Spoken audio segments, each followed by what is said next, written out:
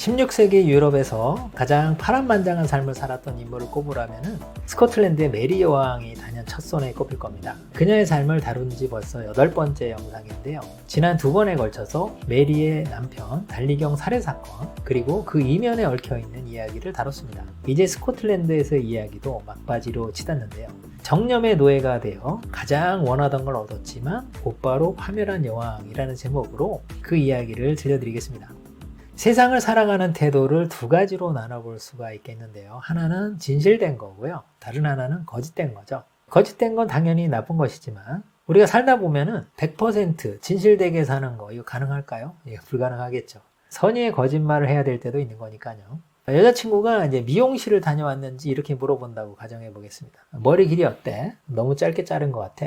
그러면서 약간 투덜거리듯이 이렇게 얘기하죠. 이럴 때 남자들이 어려움을 겪는데요. 뭐라고 답변해야 될지 머리를 엄청 굴리면서 빨리빨리 버려야 되는 게 있어요. 그게 바로 진실이죠. 길어봐야 어떻고 짧아봐야 어떨 건데 뭐 이런 답변이라든가 너의 문제는 머리의 길이가 아닌 걸 왜 모르냐 뭐 이런 말은 아무리 진실된 거라고 해도 절대 해서는 안 되는 거죠. 이건 결별 선언하고도 같은 거죠. 그래서 아예 머리에 떠올리지도 않는 겁니다. 이럴 때는 이런 정도가 적당하지 않나 이렇게 생각해요. 평소 미모보다 상큼발랄 10% 추가? 뭐 그 정도 느낌인데 이러면은 하루가 평안한 거죠. 이렇듯 우리는 가끔 거짓이라는 거를 양념처럼 가미하면서 그렇게 살아가게 돼 있습니다. 그런데 살다 보면은 거짓말에 한번 발을 담궜다가 헤어나올 수 없는 그런 경우가 있는데요. 거짓말이 계속 거짓말을 불러가지고 자신을 옴짝달싹 못하게 만드는 그런 경우인 거죠. 삶 전체가 거짓에 정복돼 버리는 거. 이거는 가장 어리석은 경우라고 할 수 있어요. 여기에 걸려들면은 결말은 예외 없이 파멸이거든요. 그래서 지혜로운 사람은 이를 미리 예상하고 솔직하게 말하죠. 사과도 하고요. 그게 가장 피해가 적다는 걸 잘 아니까요. 웬만한 사람들도 거짓말을 하다가 이제 수렁이 점점 깊어지면 두려움을 느끼고 이제 빠져나옵니다. 잘못을 시인하는 거죠. 그런데 어떤 이들은 이게 안 됩니다. 모두가 아는데 혼자만 끊임없이 거짓말을 이어가죠. 주변에도 이런 사람들 꽤 있잖아요. 그런데 심한 사람들이 있어요. 주로 권력욕 같은 욕망에 사로잡혀 있는 이들이 그렇고요. 그 다음에 어린 시절부터라든가 트라우마가 있어가지고 어떤 식으로든 정신적으로 문제가 있는 사람들이 이렇게 되는데요. 이것도 일종의 병이에요. 자신을 망가뜨리는 병이죠. 시간이 한참 지나봐야 그제서야 알게 되는 겁니다. 자신이 그때 얼마나 어리석었는지 그런 걸 말이죠. 달리 살해 사건이 벌어지고 난 뒤에 메리 여왕과 보스웰 이 두 사람이 보여주는 행각들이 딱 이랬어요. 거짓이 거짓을 부르는 그런 악순환의 수렁에 빠진 거죠. 거짓말은 한동안 먹힐 수가 있어요. 하지만 모든 이들을 영원히 속일 수는 없는 거죠. 찬찬히 보면은 이상한 게 딱 보이거든요. 그런데 정작 당사자들은 그게 이상하다는 거를 모릅니다. 자기 생각에 빠져 있기 때문인데요. 먼저 보스웰부터 보면은요. 자신이 수사 책임자잖아요. 일단 사건을 조사하고 이렇게 발표를 합니다. 범인들은 달리를 죽이려던 게 아니라 여왕을 시해하려던 거였다. 그래서 사건을 프레임을 좀 바꾼 거예요. 이게 살해 사건이 아니라 반란 사건이다. 그런 거죠. 뭐 거기까지는 좋았는데 그런데 반란 사건이라면은 그 뒤로 따라와야 되는 게 얼마나 많습니까? 그런데 반란 사건이라고 말은 떠드는데 그 뒤로는 아무것도 안 하는 겁니다. 군대도 움직여야죠. 그 다음에 경계도 삼엄하게 다시 세워야 되고 그 다음에 반란자들을 색출해야죠. 그 무엇보다 중요한 일이 아닙니까? 그런데 모든 게 차분했어요. 그리고 말만 요란할 뿐 실제로는 아무 일도 하지 않은 거죠. 메리 여왕도 너무 이상했어요. 처음 결혼이 아니잖아요. 어릴 때도 남편을 잃은 적이 있는데 그때 어땠나요? 프랑스와가 죽었을 때 깊은 슬픔에 잠긴 모습으로 모두가 감명을 받았었습니다. 그리고 남편은 아니지만 자신이 총애했던 리치오가 죽었을 때 그때는 어땠나요? 그때 메리가 뿜어내는 분노와 광기 이런 건 감당할 수 없을 정도였거든요. 그 다음에 복수심도 얼마나 대단했습니까? 그런데 이번에는 그냥 가만히 있었습니다. 정말 아무 일도 없었던 것처럼 너무나 평온했어요. 뭐 미워하는 사이라서 그런 게 아닐까요? 이런 변명도 통하지 않습니다. 왜냐하면은 그 직전에 뭘 했냐면은 자기가 직접 병문안을 가서 너무나 극진히 간호를 하고 그리고서는 또 오붓한 모습으로 데려온 겁니다. 그러니까 모두가 이제 여왕하고 남편이 화해를 했구나 그런 모습을 연출한 거죠. 그렇다면은 뭔가를 해야죠. 그런데 안 했어요. 누가 봐도 이상하게 보이는 겁니다. 그리고 아무리 무시를 받던 인간이라고 해도 달리는 왕 아니었습니까? 그런데 제대로 된 장례식도 열리지 않았어요. 사람들이 시신을 보기라도 하면은 안 되는 것처럼 한밤중에 서둘러 매장을 해버린 거죠. 그러면서 보스웰의 부하들은 반란자를 잡으러 다니는 게 아니라 이런저런 소문을 내는 이들을 잡아들이고 했어요. 그러다 보니까 사람들이 꾹 입을 닫고 있는 가운데 한 달, 두 달 그럭저럭 지나갑니다. 근데 하지만 진실이라는 거는 참 묘한 건데요. 아무리 숨기고 가리고 왜곡시켜도 결국은 쓱 드러나는 겁니다. 그리고 시간이 지나면 점점 더 분명해지는 거죠. 작은 사건이 도화선이 되는 경우가 많은데요. 어느 날 한밤중에 길거리 대자보가 붙었어요. 보스웰과 수하들이 달리를 죽였다. 이런 내용이었어요. 다음날 후다닥 철거되긴 했지만 이미 소문은 쫙 퍼진 상태였고요. 그래서 민심이 술렁거렸어요. 이미 막을 단계가 지나가고 있었던 거죠. 이럴 때 메리가 해야 될 행동은 너무나 명확했어요. 보스웰하고는 거리를 둬야 됩니다. 그리고 사태가 잠잠해질 때까지 기다려야만 하는 거죠. 그것만이 자기의 지위라든가 명예 이런 걸 지킬 수 있는 길이거든요. 하지만 메리는 그러지 않았어요. 남편이 죽었고 그 살인자가 보스웰이라고 사람들이 의심하게 되었는데 그와 떨어지지 않았던 거죠. 이는 사람들의 의구심을 증폭시켰어요. 글래스고에서 달리를 데려온 사람이 누굽니까? 바로 그녀잖아요. 그러니까 그 행동도 점점 의심을 사게 된 거죠. 공범이 아니냐 이런 얘기인데요. 소문은 꼬리에 꼬리를 물고 점점 커져갔습니다. 이는 정확한 정보를 전해 듣고 있던 엘리자베스 여왕마저도 염려하게 하는 겁니다. 엘리자베스도 비슷한 사건을 경험했잖아요. 더들리와 결혼을 생각하고 있었는데 더들리의 아내가 사고로 죽었던 거죠. 더들리는 그때 당시에 범인으로 의심을 받았고요. 그때 엘리자베스는 어떻게 행동했나요? 결혼 생각을 완전히 접습니다. 그것만이 민심을 달래고 자기 지위를 지킬 수 있는 길이니까요. 그리고는 더들리와 거리를 두죠. 이런 경험이 있다 보니까 엘리자베스는 그야말로 진심을 담아서 메리에게 충고를 합니다. 지금은 절대 보스웰하고 있으면 안 됩니다. 이렇게요. 하지만 메리는 이 경고도 무시했어요. 언론 통제를 뚫고 여왕에 대한 비판까지도 여기저기서 막 터져나오던 그런 때에 아들을 잃었던 사람이죠. 레녹스 백작이 나섰어요. 범인을 잡는데 아무런 진척이 없는 거죠. 그래서 직접 고발에 나선 겁니다. 그리고 용의자가 누구냐? 사람들이 그랬더니 대자보에 붙은 대로 보스웰과 그의 수하들이다. 이런 식으로 정확하게 지목을 했어요. 자, 이 정도가 돼가지고 더 이상 덮어두는 게 불가능해졌습니다. 보스웰도 물러서는 인간이 아니죠. 그래서 법정에서 다퉈보자 그랬는데요. 그리고는 공포 분위기를 조성합니다. 달리가 죽은 뒤에 2달이 돼서야 이제 열린 법정에서 보스웰은 수백 명의 무장한 부하들을 대동하고 들어섰습니다. 고발인인 레녹스 백작은 보지 못했어요. 왜냐하면 법정에 나타났다가는 자기 목숨을 내놔야 된다는 것을 알았던 거죠. 대신 재판기일을 연기해달라고 요청하는데요. 하지만 재판부는 이미 보스웰에게 굴복한 상태였어요. 연기 요청을 무시하더니 고발인이 불참해서 정식 고발이 이루어지지 않았다. 그런 식으로 이제 합리화를 하면서 보스웰은 무죄다 이런 식으로 판결을 내렸어요. 사람들은 혀를 찼죠. 이에 대해서 막 조롱을 퍼부는 사람도 많았고요.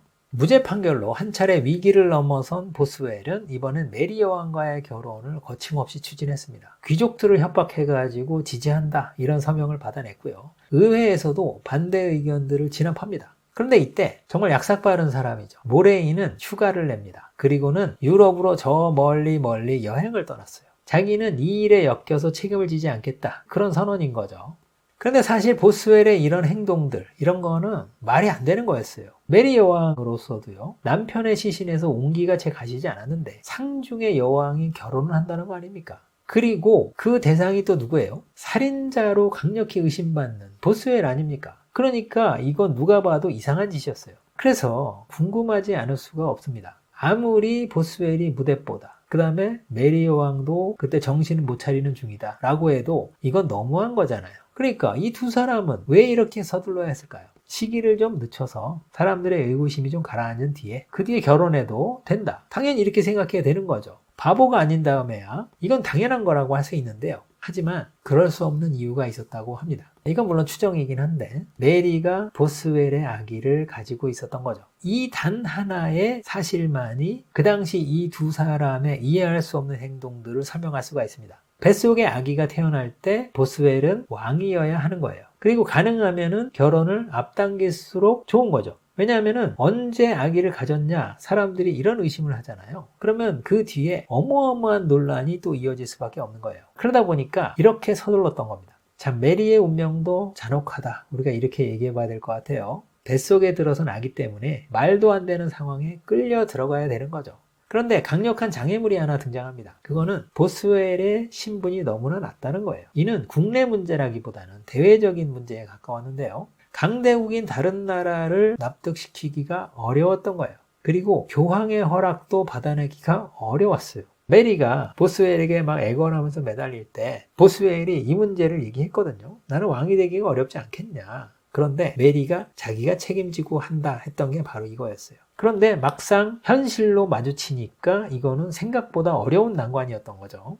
묘안이 떠오르지가 않아요. 그래서 곤혹스럽던 중에 보스웰이 아이디어를 하나 냅니다. 당시에 귀부인이 신분 낮은 남자와 결혼하는 게 용인되는 그런 상황이 하나 있었어요. 그건 뭐냐면 성폭행을 당하는 거예요. 그러면 결혼을 통해서 피해자 여인의 명예를 회복시킨다 이런 건데요. 요즘 기준으로 보면은 이건 정신 나간 얘기죠. 하지만 당시에는 통용되던 관습이었어요. 그런데 아무리 생각해도 이거는 좋은 아이디어일 리가 없잖아요. 다른 방법이 없으니까 고육지책으로 내놓은 건데 메리는 듣자마자 질겁을 했다고 하죠. 이미 만신창이인 자기의 삶인데 이거를 대외적으로도 완전히 망가뜨리는 그런 짓이잖아요. 이거를 좋다고 받아들일 사람이 누가 있겠습니까? 보스웰도 천하의 악당이 되는 그런 겁니다. 하지만 보스웰은 체면 같은 거 연연하는 그런 사람이 아니에요. 그러면서 뭐 나 망가지는 거 정도는 괜찮은데 당신이 문제지 라고 하면서 자기는 할 수 있다는 겁니다. 그리고서는 밀어붙이는 거죠. 역시 이 경우도 뱃속의 아기가 점점 자라는 게 문제였어요. 메리도 정말 죽기보다 싫지만 어쩔 수 없이 따르게 되는데요. 사실 이렇게 한다고 해서 누가 속겠습니까? 코미디가 따로 없는 거죠. 하지만 다른 나라의 이 일을 설명하기 위해서 명분만 만들면 된다라고 하면서 일이 실행되는 건데요. 먼저 메리는 어린 아들 제임스를 보러 갔습니다. 참 오랜만에 보는 아들이에요. 그러면 참 애틋하고 그래야 되는데 영원히 병들어 버린 메리에게는 그 순간마저도 무덤덤했다. 그런 말이 전해집니다. 아들을 보고 이제 돌아오는 길에 습격을 당하는 게 이제 시나리오인 거잖아요. 메리 앞에 보스웰의 부대가 갑자기 나타났어요. 메리는 맞서 싸우려는 부대원들을 제지시킵니다. 괜찮아. 내가 갈 거야. 그러면서 순순히 따라간 거예요. 말이 납치지 그냥 예정된 곳이죠. 덤바성으로 찾아간 거였는데요. 거기에서 일주일의 시간을 보냅니다. 그동안 두 사람은 별장에서 휴가를 보내는 것처럼 이렇게 편안하게 지냈다고 하는데요. 대신 이제 여왕이 납치됐다 뭐 이런 식으로 여기저기서 소문내는 사람들만 바빴던 거죠. 소문 듣고 놀라는 사람들도 많긴 했는데 대부분의 사람들은 대수롭지 않게 여겼어요. 이미 둘 사이를 잘 알고 있는 거죠. 그런데 납치라는 게 이게 말이 안 된다는 거죠. 쇼라는 거를 모두가 알고 있었던 겁니다. 그러거나 말거나 보스웰은 그가 미뤄둔 일 하나를 처리하는데요. 아내하고 이혼 수속을 해버렸습니다. 뭐 이유야 아무거나 갖다 붙였는데 이혼 절차 또한 어렵지 않게 처리가 됐다고 해요. 뒤로 이제 충분한 거래가 있었기 때문인데요. 이렇게 해서 모든 조건이 갖춰진 거예요. 두 사람은 이제 다 결혼한 몸이 아닌 거죠. 납치돼서 성폭행을 당한 여왕이 명예회복을 위해서 보스웰하고 결혼을 하면 되는 거죠. 그런데 그 사이에 이들이 몰랐던 일이 진행되고 있었어요. 보스웰 앞에서는 이 결혼에 찬성한다 라고 하면서 서명했던 귀족들이 있지 않습니까? 이들이 은밀히 모였던 건데요. 이들에게 이 납치 성폭행 사건은 보스웰을 타도할 너무나 좋은 명분이 되었던 거죠. 그래서 이들은 은밀히 군대를 모으면서 때를 기다렸어요. 자, 5월 15일이에요. 새벽 4시에 정말 음울하고 슬픈 결혼식이 열렸답니다. 결혼식 직전에 보스웰은 공작의 지위에 올랐어요. 오크니 공작이 된 거죠. 메리 여왕은 상복을 입은 모습으로 세 번째 결혼식을 올렸는데요. 여왕의 결혼식인데도 하객은 너무나 적어서 그야말로 초라할 지경이었다고 합니다. 사실은 누가 가고 싶겠어요? 이게 사실은 범죄 아니겠어요? 이런 끔찍한 죄악의 현장에 동참하려고 하지 않았던 거죠. 결혼식장의 주인공은 신부잖아요. 그날 메리의 마음은 어땠을까요? 메리는 마침내 자신이 그토록 간절히 원하던 거를 얻었습니다. 보스웰을 자기 남편으로 만든 거죠. 하지만 그 대가로 그녀는 모든 걸 잃었다고 할 수 있어요. 원래 정념이라는 거하고 거래를 하면은 그 셈이 이처럼 가혹한 건데요. 그런데 메리가 모르는 게 하나 있었어요. 그건 뭐냐면 그 뒤로 하나가 더 남았다는 거죠. 이 정념이라는 거는 성취의 순간이 더 위험해요. 그리고 더 가혹합니다. 결혼식을 마치고 그녀는 비로소 정신이 돌아왔어요. 주의가 비로소 눈에 들어오면서 자기 인생이 망가져도 너무나 망가졌다는 것을 깨닫게 된 거죠. 그러면은 갑자기 원망하는 마음이 밀려오게 돼 있습니다. 보스웰이라는 인간 때문에 여기까지 온 거 아닙니까? 그동안은 하나의 목표를 향해서 사실은 동지애로 버텨온 건데요. 그런데 그 목표를 이룬 순간 이제 두 사람은 다툴 일밖에 없는 거예요. 이제 메리 입장에서 보면요. 이제는 너무나 당연히 자기를 무시하고 함부로 대하는 보스웰 아닙니까? 그런데 이 보스웰이 너무나 당당하게도 자기가 버렸던 전처 있지 않습니까? 진 고든한테 가서 몇 날 며칠을 보내고 옵니다. 두 사람은 이 일로 크게 다퉜다고 합니다. 그 뒤로 급격하게 사이가 나빠지는데요. 두 사람이 있을 때 메리의 절망에 찬 비난 그리고 통곡 소리가 밤마다 들려왔답니다. 비극도 이런 비극이 없는 거죠. 보스웰로서는 이제 왕이라는 꿈을 이룬 거 아니겠어요? 그리고 최고의 권력자도 자기였고요. 그러다 보니까 이제 메리가 귀찮은 존재가 된 거예요. 하지만은 절대 사라져서는 안 되는 그런 존재죠. 근데 자기를 독점하려고 하고 간섭하려고 합니다. 그래서 이제 짜증이 났던 거죠. 그러다 보니까 메리와 함께 있는 시간을 점점 피하고 더 멀리 하려고 그랬던 건데요. 이러니 메리는 당연히 이런 생각이 들었겠죠. 난 무엇을 위해 여기까지 왔을까? 그러다가 두 사람이 다시 똘똘 뭉쳐야 되는 일이 벌어졌어요. 오랫동안 준비했던 귀족들이 힘을 키워서 마침내 반란을 일으킨 겁니다. 그간 자신들을 숨도 못 쉬게 억눌러 왔던 보스웰 아닙니까? 이 보스웰을 몰아내는 게 목적이죠. 상황이 정말 심상치 않았어요. 온 나라가 이미 왕과 왕비의 말을 잘 듣지 않게 돼버렸습니다. 요즘 말로 이른바 레임덕이 찾아온 거예요.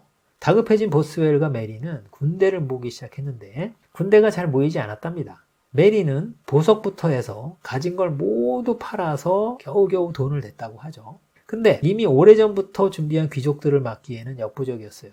그러다 보니까 보스웰은 에든버러를 버리기로 합니다. 메리를 데리고 자신의 주력 부대가 주둔한 보스웨익이라는 곳으로 옮겨갔는데요. 귀족들은 기회다 싶어서 여세를 몰아서 쫓아왔죠. 그렇게 토끼몰이를 당하게 돼요. 절대적 권력으로 모두를 제압하던 보스웰 아닙니까? 그런데 그의 몰락은 너무나 급격히 찾아왔던 거죠. 자, 운명의 신이 있다면 그 장난이 너무 심하죠. 이 보스웰은 왕이 된 직후에 이런 일을 겪게 된 거예요. 참 너무나 허망한 그런 노릇이죠. 절망적 상황에서 메리는 귀족들하고 타협을 합니다. 귀족들은 보스웰만 쫓아내면 된다고 분명히 얘기했거든요. 그래서 메리가 투항을 하기로 합니다. 그리고 보스웰은 살려달라고 해요. 그래서 보스웰은 도망칠 수가 있었던 거죠. 이별의 순간이 찾아왔어요. 두 사람은 오랜 시간 포옹을 합니다. 그리고 헤어졌는데요. 근데 누가 알았겠습니까? 이것이 이 두 사람의 마지막이었다는 걸요. 이렇게 이별을 하고 메리는 귀족들에게 붙잡혀서 돌아온 거죠. 자, 이제부터 이혼을 강요하는 귀족들하고 그럴 수 없다는 여왕이 기나긴 줄다리기를 시작합니다. 그 결과는 어떻게 됐을까요? 여왕으로서 메리의 마지막 순간 이야기입니다. 다음 시간에 들려드리겠습니다.